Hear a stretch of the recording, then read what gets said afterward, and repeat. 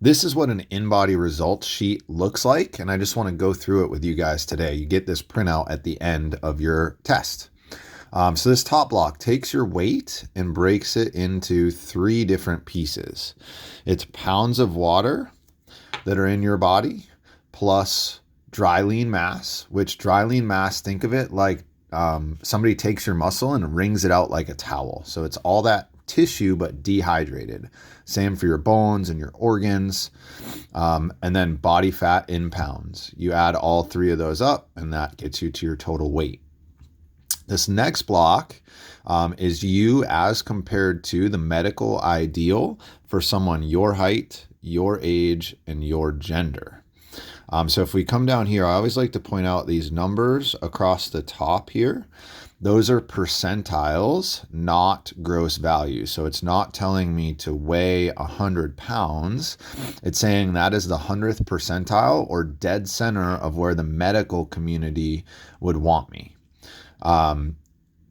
So I am technically overweight here. We can see if our lines end in this light gray area, like you see here, that is considered normal. If you're on this side, you're above.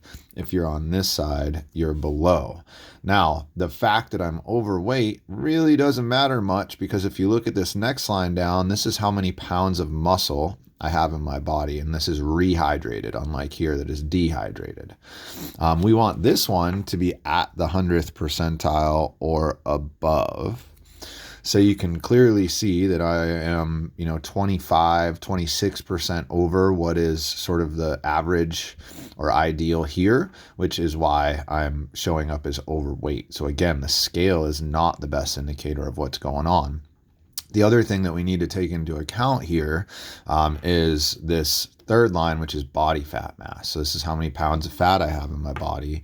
And we want this one to be at the 100th percentile or below.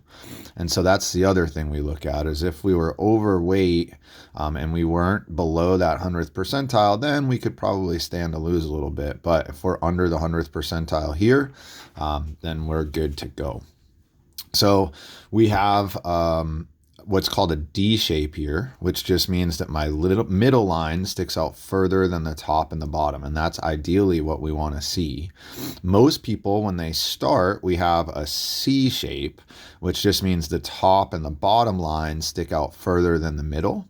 And then over time, we're going to see that move to an I shape where they line up, and then eventually this D shape, which is what we're after.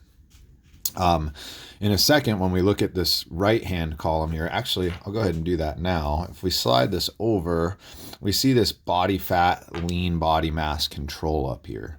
So if I needed to change anything, if I needed to lose body fat or if I needed to add lean body mass, it would tell me how much I need to lose or gain so that I would be in line with those 100th percentiles over here. Okay. Moving down now, we've got a look at our BMI and our body fat. So BMI, all it looks at is height and weight. So again, if we look at simply my BMI, I'm over this dash. So I would be overweight, which makes sense. In the Marine Corps, when I was active, they look at your height and weight. And if your BMI is high, they have to tape measure you to make sure that your body fat is within regulation, which constantly happened to me. Here, this is a much better indicator of what's going on. So this is my body fat percentage right now. We like our males in the 10 to 20% range. We can get as low as about 5%. On body fat loss, we want to see about 1 to 2% per month is sort of the ideal there. If your goal is to gain muscle, or if we just want to look at losing body fat, so we want to see 4 to 8 pounds of loss per month on body fat, and about 2 to 4 pounds of skeletal muscle mass gain if that is our goal.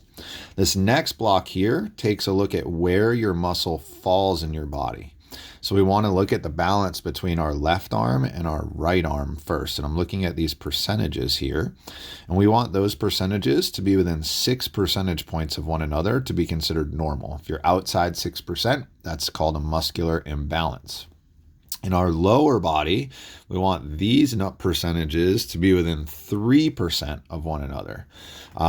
So I am pushing a muscular imbalance in my lower body, which also makes sense as I battle recovering from an ankle sprain. The other thing that this category looks at is we want all 5 of these percentages to be at or over the 100th percent. And what this looks at is it's a ratio between the pounds of muscle that you have in that area as compared to the weight that you have in that area.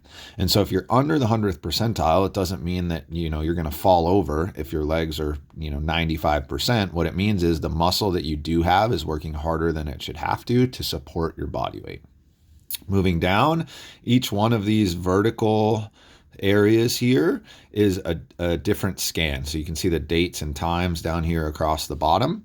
And what we start to see is a line graph. So we can see my weight's gone from 192 to 202, which is partly on purpose, partly not. And then we see our skeletal muscle mass has gone from 100 up to 103.6. And then also our body fat, a tracking point there. So in other words, what this tells us is we're going to know, did your change in weight, did that come from an increase or a decrease in muscle, or did it come from an increase or a decrease in body fat percentage? Or maybe your weight stays exactly the same, but we see a big jump in muscle and a big loss in body fat, right? The scale in that case, you'd be frustrated thinking you didn't have any progress when in reality you were doing great.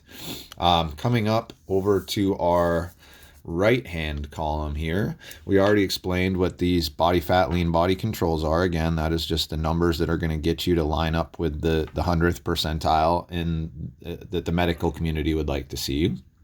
This number here, this is what's called your lean body mass.